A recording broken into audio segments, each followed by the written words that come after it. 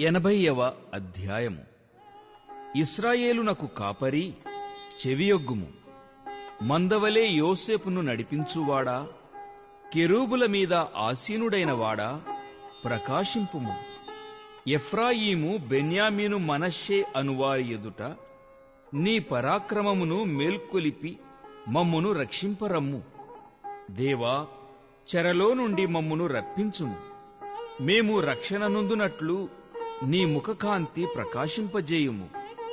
యెహోవా, సైన్యములకధిపతివగు దేవా, నీ ప్రజల మనవి నాలకింపక నీవెన్నాళ్లు నీ కోపము పొగరాచనిచ్చెదవు? కన్నీళ్లు వారికి ఆహారముగా ఇచ్చుచున్నావు. విస్తారమైన కన్నీళ్లు నీవు వారికి పానముగా ఇచ్చుచున్నావు. మా పొరుగువారికి మమ్ము కలహకారణముగా చేయుచున్నావు. ఇష్టము వచ్చినట్లు మా శత్రువులు మమ్మును అపహాస్యము చేయుచున్నారు. సైన్యములకధిపతివగు దేవా, చెరలో నుండి మమ్ము రప్పించుము. మేము రక్షణనొందునట్లు నీ ముఖకాంతి ప్రకాశింపజేయుము. నీవు ఐగుప్తులో నుండి ఒక ద్రాక్షావల్లిని తెచ్చితివి. అన్యజనులను వెళ్లగొట్టి దాని నాటితివి. దానికి తగిన స్థలము సిద్ధపరచితివి. దాని వేరు లోతుగా పారి అది దేశమంతటా వ్యాపించెను.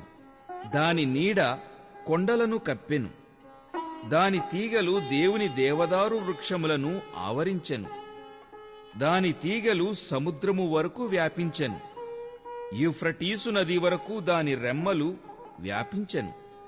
త్రోవను నడుచువారందరూ దాని తెంచియున్నట్లు దాని చుట్టూనున్న కంచెలను నీవేలపాడు చేసితివి. అడవి పంది దాని పెకలించుచున్నది. పొలములోని పశువులు దాని తినివేయుచున్నవి. సైన్యములకధిపతివగు దేవా, ఆకాశములో నుండి మరలా చూడుము. ఈ ద్రాక్షావల్లిని దృష్టించుము. నీ కుడిచేయి నాటిన మొక్కను కాయుము. నీ కొరకు నీవు ఏర్పరచుకొనిన కొమ్మను కాయుము. అది అగ్నిచేత కాల్చబడియున్నది, నరకబడియున్నది.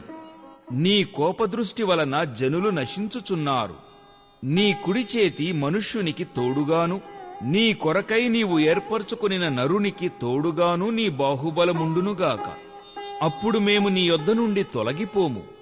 నీవు మమ్మును బ్రతికింపుము. అప్పుడు నీ నామమును బట్టియే మేము మొరపెట్టుదుము. యెహోవా, సైన్యములకధిపతివగు దేవా, చెరలో నుండి మమ్ము రప్పించుము. మేము రక్షణనొందునట్లు నీ ముఖకాంతి ప్రకాశింపజేయుము.